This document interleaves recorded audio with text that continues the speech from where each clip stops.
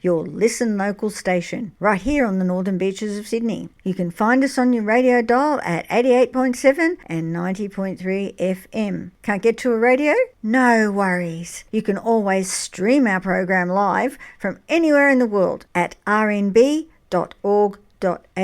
And for listening on your own schedule, our podcasts are available globally at rnbpodcast.com.au. So be sure to follow and subscribe so you don't miss any episodes. Now, here is our latest podcast. Little things, big things grow from little things. Join Mon and Mazz for Grit Diaries, where we share inspiring stories from grit to grace. We hear from incredible people and their stories of resilience, determination, and growth. Everybody has a story. Here is your place to be inspired. Learn how you can look at your own story from new perspectives and be uplifted from new insights. From little things, big things grow.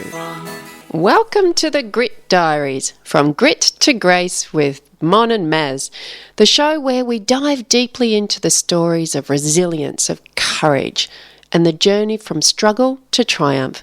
My name is Mazz, and each week we sit down with extraordinary people who have faced life's toughest challenges, and really only to emerge stronger and wiser. From personal setbacks to profound comebacks, these are the stories that remind us all of the power within. Whether you're looking for a spark of hope, a dose of motivation, or a reminder that you're not alone, you've come to the right place. This is the Grit Diaries, From Grit to Grace. Let's get inspired. G'day. You're listening to Grit Diaries, From Grit to Grace with Mon and Mazz. Hi, Mazz. Hey, Mon, how are you? Hey, lovely to see you again today. What an exciting session or episode we have today. Oh, come on down. Welcoming Gary Campbell. Good morning. It's so lovely to have you here on Radio Northern Beaches 88.7, 90.3. We're in for a treat today, I think. Oh, this is going to be a fun one, but interesting, particularly for the Northern Beaches community, because Gary is homegrown, organic Northern Beaches, and I've known you for a few years, Gary. You impressed me with your contribution in community, your the band you lead. You lead a band called Rust, lead singer. So we'll hear a bit about that and just your stories around growing up in Narrabeen. Love to hear a bit about your story. So tell us a bit about growing up in Narrabeen and what it was like. Yeah, okay. I was born in Mona Vale Hospital, and Mum and Dad, we left hospital, and I lived on Ocean Street with Granny and Grandpa in an old beach shack for a little while until Mum and Dad got a deposit to buy a house, and we moved to Narraweena for the first 5 or 6. I went to Narraweena infant school, and I can remember the pan toilet and the toilet man coming to empty the toilet and all that sort of stuff. Yeah. That is way back. And it was 72, 73 or something. We moved to Narrabeen in 73, and we had a flush toilet when we moved to Narrabeen, which was Living fantastic. I know, right? And Mum and Dad paid $35,000 for a house in Narrabeen, and that was a lot of money back then. They'd sold a car to do it and that kind of thing. And I went to North Narrabeen infant school, and we lived in a street, it's called Wimbledon Avenue, and there's a lot of big houses there now, but our place was just a little old holiday house. It was brick veneered at the front, and they were dredging the lake at the time, and there was a big island at the end of Wimbledon Avenue, and they used to put all the sand on there and wash it, and there was mud flats and stuff, and we'd break in there after school. There's no entry signs and danger and keep out and all that stuff, and it was just wonderland. Yeah. And we had a park in the middle of our street, and our house had a laneway on the side of it. And it was like, I don't know if you know the movie, like the Sandlot Kids. So all these backyards backed onto this park. Yeah. And everything went on in that park, cracker nights and the older kids in their panel vans. And there was even down to, you know, someone's younger brother on a tricycle, you know. It was, and it was a real camaraderie, bonfire nights and slingshots and slug guns and all that. It was electric, and it was a really great time to grow up. Yeah, and you had how many siblings? One brother. One brother. Yeah, right. He's 4.5 years younger than me. Yeah, right. Yeah. You're taking me down a trip down memory lane, just remembering Firecracker Night and just the happy-go-lucky kind of free childhood experience. No social media, thank goodness. Yeah, I can feel what it was like for you growing up. Yeah, canoes and boats, you know, and all that stuff, you know. Adventure. Get up early and get on the lake at dark, you know, and all that sort of stuff. And, you know. Magic. Yeah, it was. So Still is. So talk to us a bit about then stepping into your teenage years and life at that time and what it was like for you. Okay, so I was a kind of shy teen. I can't imagine that, really. Yeah, well, at the blue light discos or the school dances, there was no way that I was asking a girl to dance or anything like that. But, you know, alcohol certainly changed that, you know, and I'll take you down that trip a little bit later. But, you know, I found punk rock really early. One of the songs that I've brought to you today is Midnight Oil as well, and that was brought to me by mates' older brothers, you know, and we're talking guys fixing their Sandmans in their driveways, playing this music, and we're skateboarding around on our Surfy Sam skateboards, listening to this music. Yeah. And these older boys are going, we're going up Narrabeen Antler tonight to see these guys, you know. And also there was a show on TV called Sound Unlimited, which changed to Sounds, which a guy called Donnie Sutherland ran. Yes. Yeah. And he would have the bands that were playing that night come into the studio,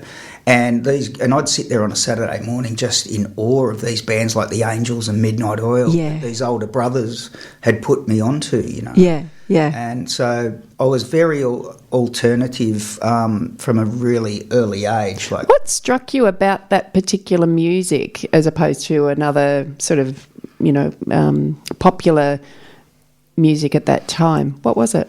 I think it just brought up an excitement inside of me straight away, you know, and you had these quite, you know, active guys on stage bounding about, and, you know, and I thought, I remember thinking, I want to be like that one day. I want to do that. And you have. Yes. Well, any That's what I love opportunity about this I story. go to see a band was... you know, I would grab the mic and sing the choruses or anything like that. I was probably a pain in the bum for a lot of bands, but I think my first band that I saw was My Sex on Longreach Beach, and it was on a truck. And Mum and Dad had dropped me and a mate down there, and it was like, you know, Teen City, and I'm down the front as a 12-year-old, and there's some teenage girl on some guy's shoulders, and then she lifted her top up, and I thought, wow, rock and roll's for me, you know. He's in. And it wasn't long after that, there was a big gig at Curl where the netball courts are. There's a big hall, and it was the Sunny Boys. Oh, yeah. Yeah, and then at Narrabeen High, at lunchtime, there was a band called The Numbers, which was a woman called Annalise Marrow, and she went on to be the Maybe Dolls, and we paid 60 cents to see them at lunchtime, and she was like the Australian Blondie. It was like, oh my God, you know? Yeah. So this whole rock and roll-y kind of thing just got to me. Yeah. And there was kids at school as well who were a bit older than me, wearing black and, you know, ripple soles and badges on the thing, and I was drawn to it. Yeah. It's sort of something that I guess I've just explained it, but it was a feeling. It was a, you know, and a look. It just got me. Yeah. And an intensity. Much to my parents' dislike. Was your brother into it as well? He sort of came along for the ride. His big brother was listening to this stuff, and but he didn't stay in it. You know, he didn't. And I'm a lifer. I'm 58 now, and I'm still going overseas seeing playing and seeing bands and doing Training stuff. planes. It's what I do. Yeah. Some guys play golf. I do that. Yeah. And so much fun, I'd imagine, travelling the world. We'll hear about that a bit later, leading Rust as a lead singer. It's so lovely to have you here today, Gary. Thank you. So talk a bit more about that kind of world you sort of immersed yourself in, and music, and you were talking a little bit about alcohol became important to you too. Yeah. Tell us what happened from there. Well, I started drinking very young, 13, the ice skating rink, at Narrabeen. Everyone was just doing it on Friday nights. And I have a undiagnosed learning disability, and I dropped out of school young. I was out of school at 14, and I was on a building site at Rockdale, and I was allowed to have a drink after work and that kind of stuff. And I really programmed myself to. I couldn't have any fun unless alcohol was involved, and a lot of the times I didn't like to be sideways drunk, and I found amphetamines as well, which kept me up all night, and coming out of clubs at the Cross and stuff like that. And it was the 1980s, and I was young enough to sustain that for a while, and it was very exciting. And I'd do it the next week, and it was like chasing the dragon. You're always looking for the good times, and I really dragged myself through the week, consumed with the weekend. I just wanted to get there and get out of it and have a great time. How old would have you been when you were going to the Cross at that point? I started going over there about 16, Yeah.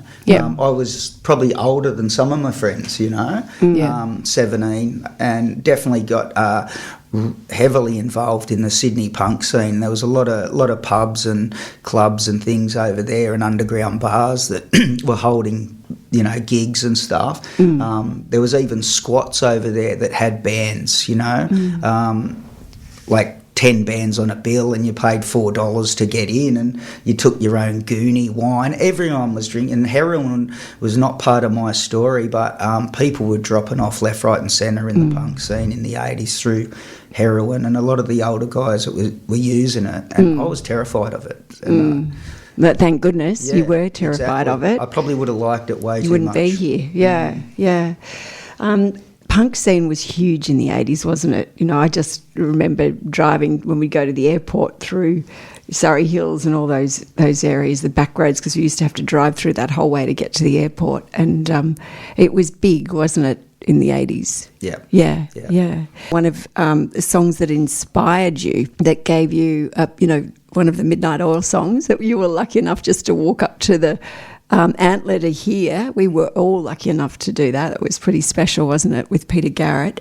Let's talk a bit about that song, the Midnight Oil song.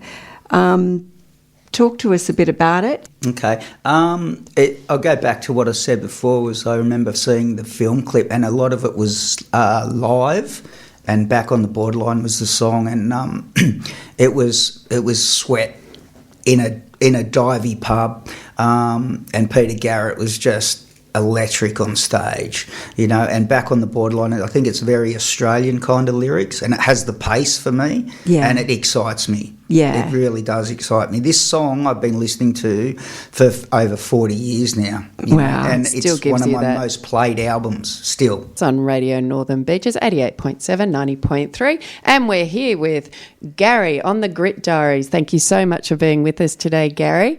And we're just going to talk a little bit first about RNB Friends. Have you ever thought that you might want to be on radio, be a guest, or actually do what we're doing right now and actually interviewing people? Well, you've come to the right place. Up at Radio Northern Beaches, we're actually right in the midst of having a radio workshop at the moment. It is really well attended. There's about 20 people outside right now, and they're all learning about the skills, about the history of the Radio Northern Beaches, which is 40 years old, I might add. Got some really dedicated volunteers that are doing such an excellent job with keeping this station going. So if you would like to be part of the show, are curious, certainly get onto the RNB website, rnb.org.au, and easily findable on good old Google. And we'd love to have you up. We're always looking for people that would like to host a show, and it makes a great gift for someone as well. So with that, we're going to go back to Mon.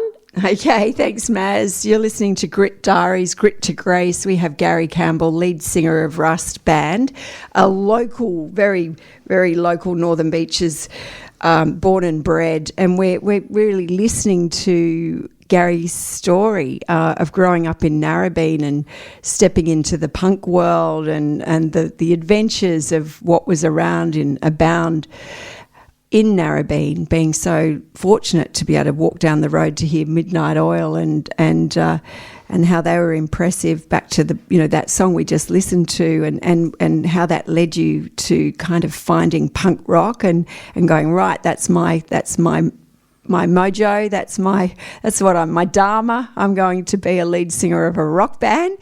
And so tell us before that period, or tell us a little bit more about. We were talking a bit about alcohol and how it became your best friend, and amphetamines. Talk a bit about that and where that led you, Gary. Okay.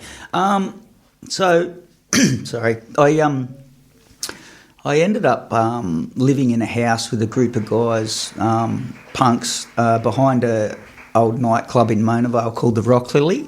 And it was old Fibro House, and it was one of those party houses. And, it was like long grass and cattle dogs, and the stereo was always turned up. And people came there to get out of it before we went out, and when everything was closed, come back there. And it was Wonderland. It was a great place to live and all that sort of stuff. It was debauchery, but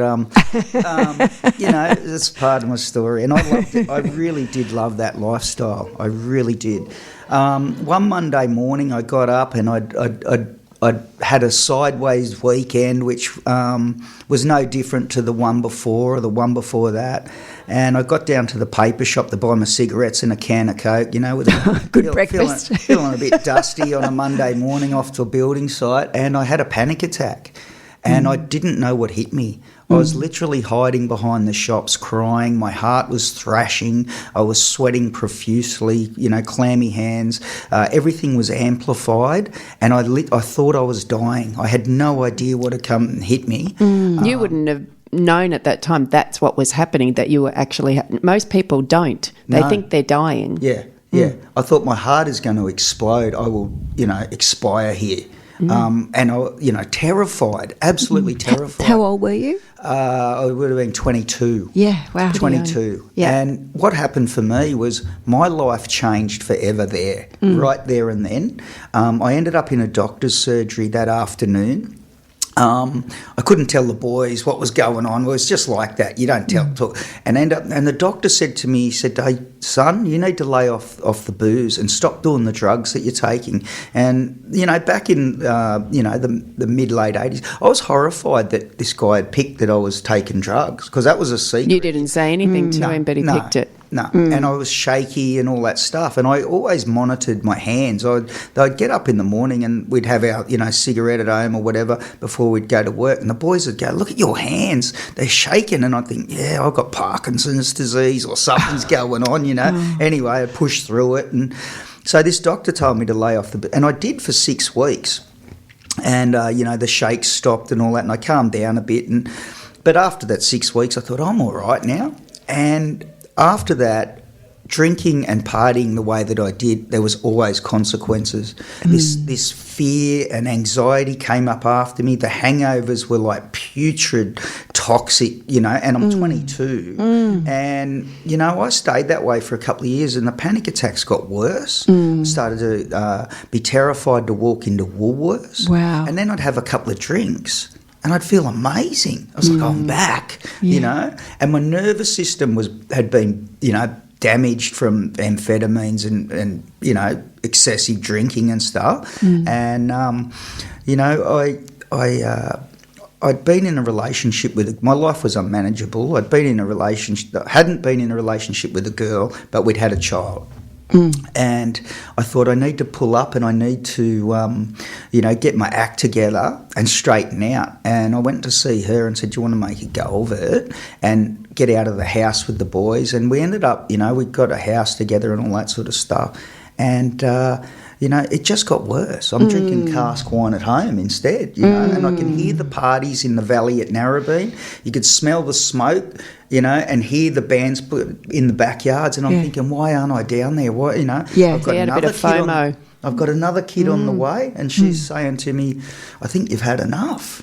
And I'd leave she'd want to go to the Easter show with the kids, and it was just terrifying. Yeah. That this panic would come over me, and a couple of drinks, it'd be all back. And I stopped being able to talk to people in the street that I'd known for 30 years. Wow. I couldn't eyeball anybody. Yeah. I was like a rat running around a skirting board, like trying to get away from people. But I had to front up and do stuff. Like going to parent-teacher, I had to be drunk and stoned. Yeah. One or the other or both to front up. Yeah. It had me, really had me, and I couldn't, when I didn't drink or drug, I felt so uncomfortable in myself. It felt like my skin was going to catch fire. Yeah. And the shakes and all that, and I was constantly monitoring myself and worrying. I had this sense of impending doom all the time that something really bad. I'm 25. Yeah. That's a lot for a young person. Something really bad is going to happen to me. I felt like I was going to lock up, and I had this always trying to fight back this panic attack. And, the next thought that came into my head was maybe I should hang myself. Oh, wow. Because I can't stand living. I've got kids. I've got a lovely little house. I'm doing it up. Live in Narrabeen. You heard the story. Grew up on the lake, all that stuff. I can't see the beauty of the beach or the lake or anything anymore. It's just consumed. Yeah. Gary, what influence did your children have, as you've got 2 children by that point? What perspective did they have on what was happening for you in amongst sort of being in this space, if any?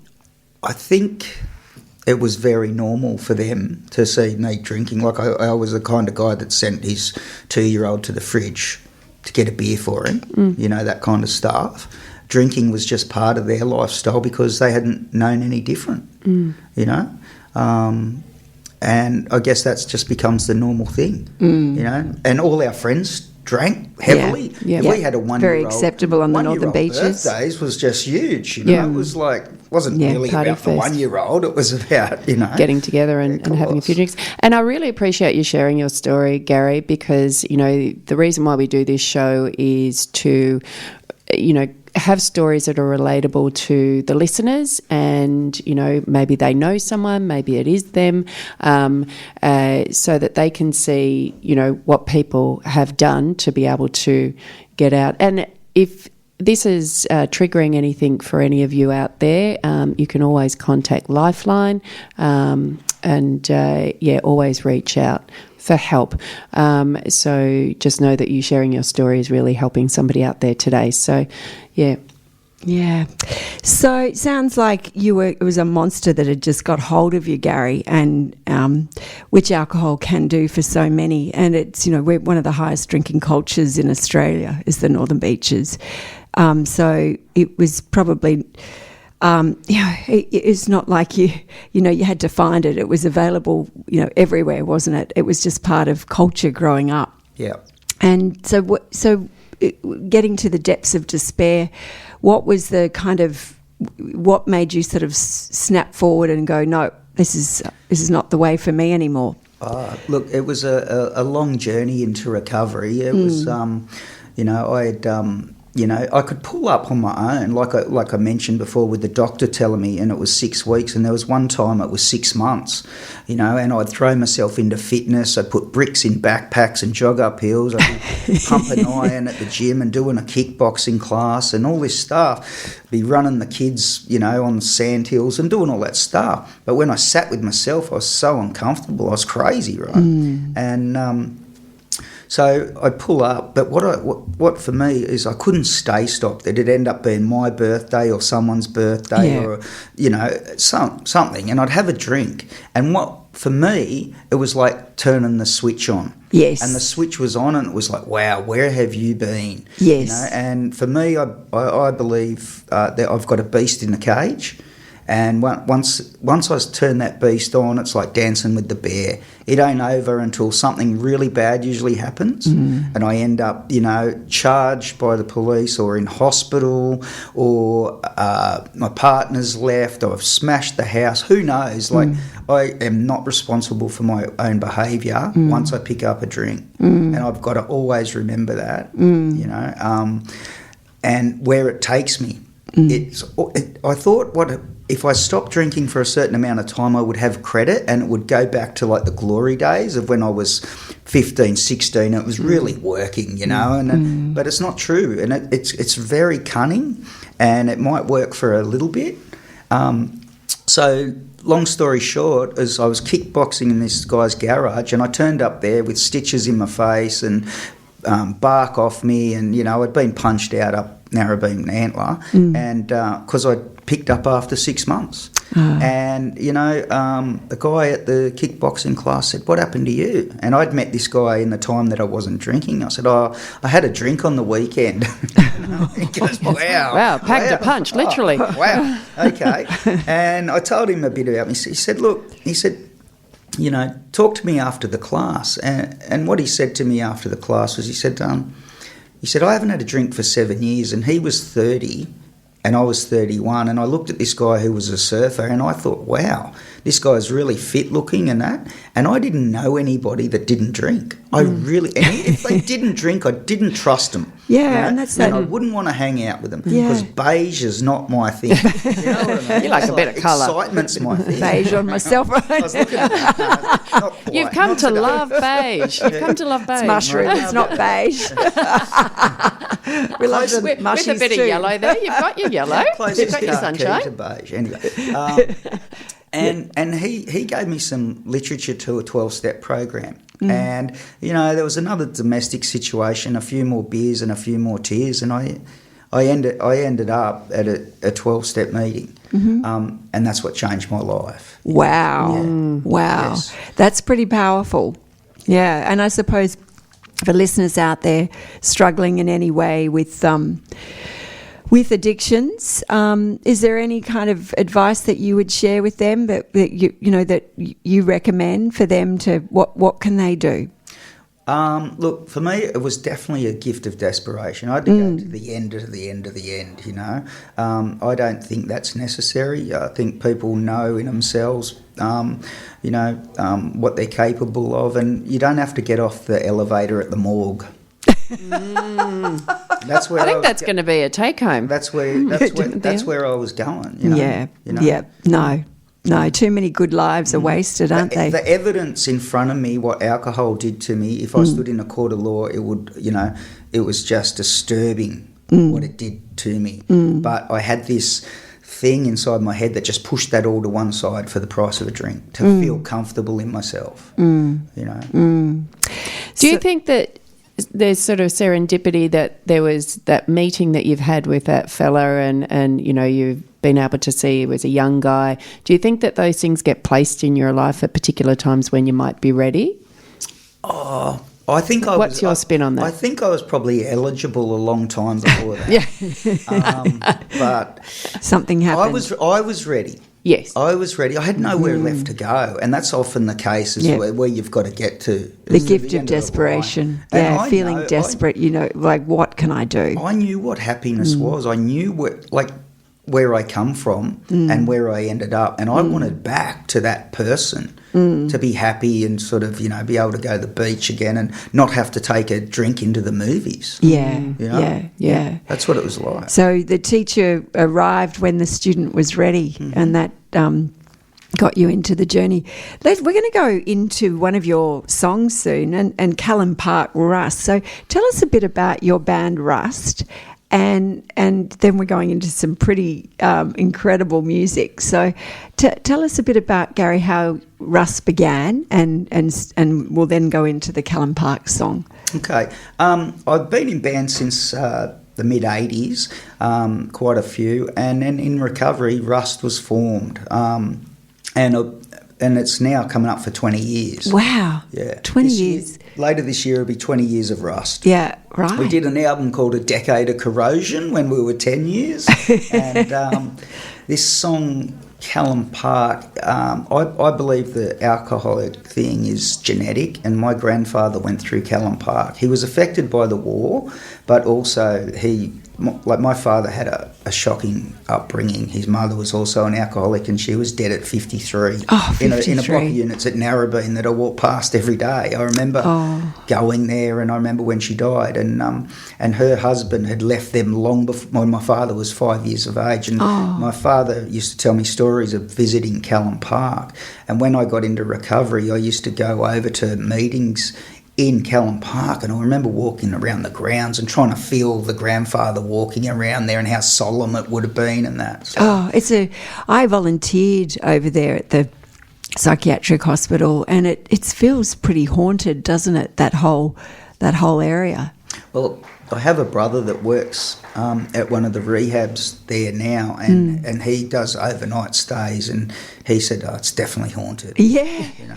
Yeah, and it's sad to think that's that was our approach to, and people that were really just suffering with terrible addictions, where you had to be thrown in with everybody that was considered dysfunctional in society. I know they used to put all sorts of people away, lock them up in there, and that was the answer. Yeah.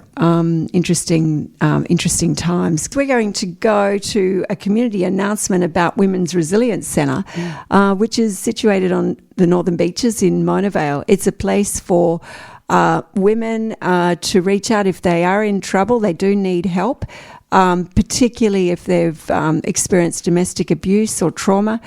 Look up the Women's Resilience Centre, and they also offer lived experience mentors. Downstairs below the centre is a shop called Resilience Circle, and that's available for anybody in the community to step in if they need support. All the staff there are trauma-informed and are ready to recognise and respond and refer to services in the community. It's an op shop as well. Great clothes in there, by the way. Oh, it is. It's designer, beautiful, beautiful things, and it's bright yellow, so you won't miss it. It used to be where the vape shop in Mona Vale is. So if you From vape to fashion. By the way, just flagging that there is a massive fundraiser event at Luna Park in September called Cirque de Joy. Everybody has a right to have joy, and of course there'll be entertainers, and you can go on some of the rides, I believe, at night time for a gala event. Hobnob it with a few celebrities there, hear some incredible stories, and contribute to a really worthwhile cause. So just keep that in mind, and it's you can find it at the Women's Resilience Centre. www.womensresiliencecentre.com.au. You'll see the link. Speaking of joy, let's go back, because I'm having a moment of joy today. Let's go back to hearing a bit more about Gary and Rust. Gary Campbell, your lead singer of the Rust band. And you've got another song called Barrenjoey Road that we're going to listen to. Tell us a bit about why you've chosen that song and relates to history here, actually very close to where we are in Radio Northern Beaches, Terry Hills. Tell us a bit about why you've chosen that song. Okay. I found it a little bit difficult to choose songs to bring in today, but I did choose this one because it is, about a Northern Beaches mystery, and it's about Trudy Adams, who went missing in the late 70s. And when I was at school, I remember the police coming to school because there was a school teacher that had a light-coloured panel van they were checking out all the panel vans. It wasn't him or anything to do with it, but the Manly Daily, it was always in the Manly Daily, and I guess somehow it just become part of us on the Northern Beaches. My parents would say to me, "Don't you hitchhike, you'll end up like Trudy Adams." And we didn't listen to it. We did hitchhike, we always did, and sort of had our own bad experiences around that sort of stuff. But it's I've watched TV programs on it and read books on her and that, and she's still out there somewhere, and I really feel for her to be out there and never found. Yeah. I've actually I've been at Newport Surf Club for parties where she went missing from. She crossed the road at Newport, and I've stood at that window and looked out and thought, I wonder what happened to you. You know what I mean? Like it's. Yeah, I never knew her personally. One of the guys that lived in the house I spoke about it behind the Rock Lily, he went to school with her. He was a bit older than us, and he was in her class at school. So I kind of I find these things that interest me, and that's why I write songs. Yeah, and for the listeners out there that might have lost someone, gone missing, know that Lifeline's there for you if this triggers in any way, because it must be. I cannot imagine what it would be like to lose someone that you never know what happened to them. We do need, don't we? We need we do need sense of closure, and to not have that for her family must be, tormenting, really tormenting. You're listening to Grit Diaries, from Grit to Grace, with Mon and Mazz. Hi, Mazz. Hey. Aren't we lucky to have Gary Campbell here? So let's just... taking your life now, what an abundant life you lead, it's so full. Talk about, a little bit more about where the Rust Band has led you, and also what's some great insights, or what are your golden nuggets that you'd love to, life's learnings that you'd like to share to others listening today about, going from where you were, rock bottom, gift of desperation, to living a life that's just so full. Gary, talk a bit about that. Yeah. Okay. Well, going from rock bottom, it took a while to get out of that as well. Like, early recovery was very, very difficult. I didn't just stop drinking and put substances down and have a wonderful life. I really had to retrain myself how to get out and about, and a lot of the fear and anxiety and stuff that I did have on board didn't leave straight away. And going to the 12-step fellowship, I just had to follow direction from older sober members who I kind of looked at like they were tribal elders. They had gotten out of trouble and started to forge a great life for themselves, and they seemed happy, confident, clean, and all that kind of stuff. And so they were my mentors. And importance of mentors. They were and just older people, wiser people, because we grew up in these nuclear societies where we don't have great aunts and uncles around us, do we? So that sounds great. Yeah. Yep. And that, they were travelling the world and doing all this exciting stuff, and I couldn't get on the bus. So it was literally from ground zero. I had to build myself up a day at a time, and I'm someone that suffers like low self-esteem, so I had to start learning to do esteemable things and stop saying no, because fear would stop me from doing a lot of stuff, and that's a good line. Yeah. How do you find self-esteem? You do esteemable things. Yeah, but what's one of the most memorable things, if you think about that you actually did that was quite a significant, esteemable thing that you threw yourself into? Probably the most nerve-wracking thing was we played a festival in England called Rebellion Festival to thousands of people, and standing up at meetings helped me do that because I had to talk in front of people. Yeah. And I looked out and I reached. There was that many people with nerves. And once I'd done it once, though, I'd done it. And it was like, that's another drug. Oh, here we go. Look at this, People singing our songs, looking out down the front row with all these mohawks and stuff. And, skinheads and rockers and headbangers and all this stuff. And they're singing our songs. It's like, wow. It must be an amazing created feeling. Something that they love. Yeah. Yeah. You know, and the band, it's taken me all over the world. It's, you know, we've had a flat above a venue in Prague and, you know, Berlin and America and New Zealand and, you know, all these places that I'd never... I live on borrowed time. I should have been dead 25 years ago. You know, that's what it was like. I was out of gas way back then, you know, and so I've been able to, through a lot of hard work, it is work, nothing worthwhile comes for free. No. You've got to work, hard work, you know. And my parents had a good you know, working thing, and they installed that into me, you know. Yeah. Never got given my first car, that's for sure. No. You know what I mean? It's like, I love that saying, luck is when opportunity greets hard effort. Yeah. You know, because everyone goes, oh, you might be, you know, there's that luck. No, it's actually, that you certainly got to seize the opportunity, but it's hard effort, isn't it? Yeah. And somewhere along the line you start to enjoy the work as well. Yeah. Probably the journey, not the destination. It's like I'm actually waiting on some messages now about going back to England next year. Yeah. And in the anticipation, waiting for the yes to come through is enjoyment.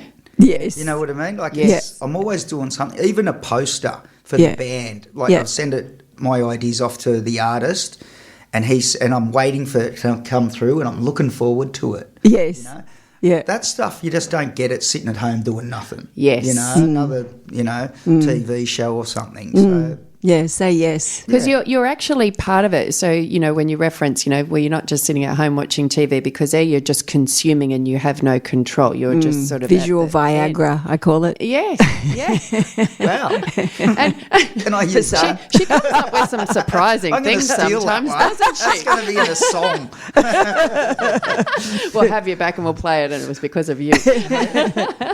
But it's I love that you're highlighting that, you know, it's just, it becomes another drug. It's just you're interacting with what's in front of you, the backwards and forwards with, you know, the artwork and you know, are you going to get that contract, and you know, that's all part of it. It's not that end thing, because then as soon as the things come and you've done whatever it is, the destination, sung in front of it's like, thousands. oh, what's next? What's Yes. next? Yeah. Yes. Yeah. So How do you find the ego thing? Like, you know, there you are, you know, singing songs in front of thousands. Do you find that? Talk about ego. I'm interested. So when we play over in England and that, like, there's especially like the jewel in the crown is this rebellion, and what happens is 10,000 people from all over the world go to this punk festival. Yeah. And we're the Aussies there. Yeah. So we've been walking down the street. There's all little bed and breakfasts and hotels, and everyone meets at this big venue, right? Yeah. And as we're walking down the street, people are going, can I get a photo with you and my daughter? And can you sign this record and all that stuff? And Yeah. we're like, how good is this? This is great, you know. Yeah. And we're known over there. Hey, the Rust Boys, people are yelling out. So you get on a plane and you come back and you go, I was signing autographs last week and I'm pushing a lawnmower this week. You know what I mean? So it keeps you grounded. Yeah. you know? Yeah. It's definitely Put not your my feet on the job. ground. It's my job. I'm a groundsman in a retirement village, look after 9 acres, which I love as well. Yeah. You know? Put your feet on the ground. Yeah. Gives you that earthing. So it's all I've got kind of kookaburras comes and together. blue-tongued lizards and possums and all that stuff I work Yeah. with, you know. Yeah. Plus 300 elderly people that think I'm a colourful character. You are literally a colourful character, that's for sure, Gary. Yeah, but they've taught me as well. Yeah, They've yeah. taught me as well. So isn't that it's ironic that your job is actually quite a tonic for your life, really, because you get to be on the earth. I remember someone saying to me, you need to put your feet on the ground more often. And I was like, oh, okay, yeah, right, okay. But I now realise what that means. You know, it's really important. So we're going to go in to a song called Trains, Planes and Automobiles. Can I just ask one question before we're starting to wrap up? Is you said that you have grandchildren. Yeah. And you've got your wife. Have I got Cindy? Yeah. Cindy? Yeah. What do you, in reflection, because that might not have ever eventuated, what is the gift for you now when you look at that and think of the life that you have? Gratitude is actually the remedy for a lot of stuff, like, you know, and I can be the poppy that's, because I've managed to, you know, getting fit and staying fit has been part of my recovery as well. I love training. So I'm the grandfather that's sort of in the pool and, giving piggybacks and all that sort of stuff. And it takes some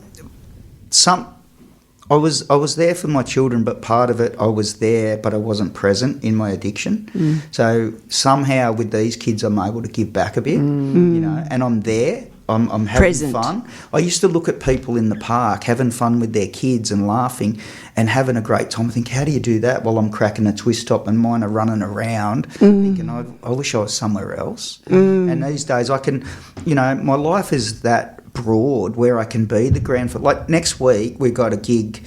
We've got gigs in Lismore and Southport, and our grandkids live in Tweed Heads. So we're stopping on the way and doing that. Then I'm going to play a gig, sleeping in the van, and then they're going to follow us back and stay in Narrabeen Caravan Park for a while. Wow. I'm going to take some time off.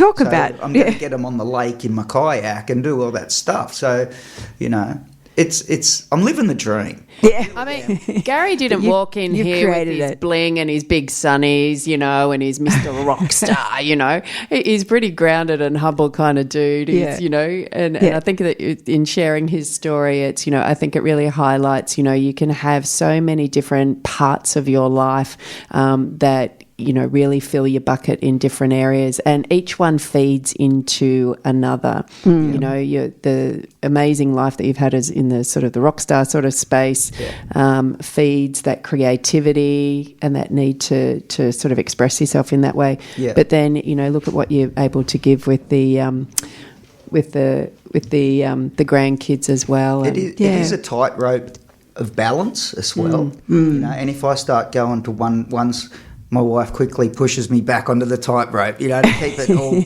kind of working. Keep in the middle path. Yeah. Which is good. Yeah.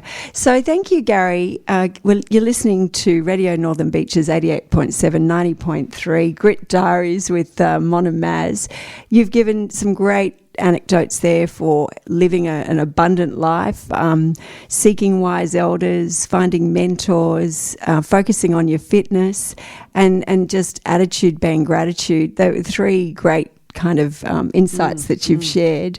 Really love what you do, and thank you so much, Gary. It's been absolutely joyful to listen to you today. Thank you. It's been a pleasure. Thank you, and thank you, Mazz. From little things, big things grow. Thanks for joining Mon and Mazz on Grit Diaries, where we have heard stories from grit to grace. We so enjoyed sharing some time with you today, and we hope that from the stories and ideas that we shared today, you will go out and make big things grow. Australia, the lucky country. We've got meat pies. We've got the world's best beer. But most importantly, top of the list, we've got Radio Northern Beaches 88.7, 90.3. Now hitting the entire world on www.rnb.org.au.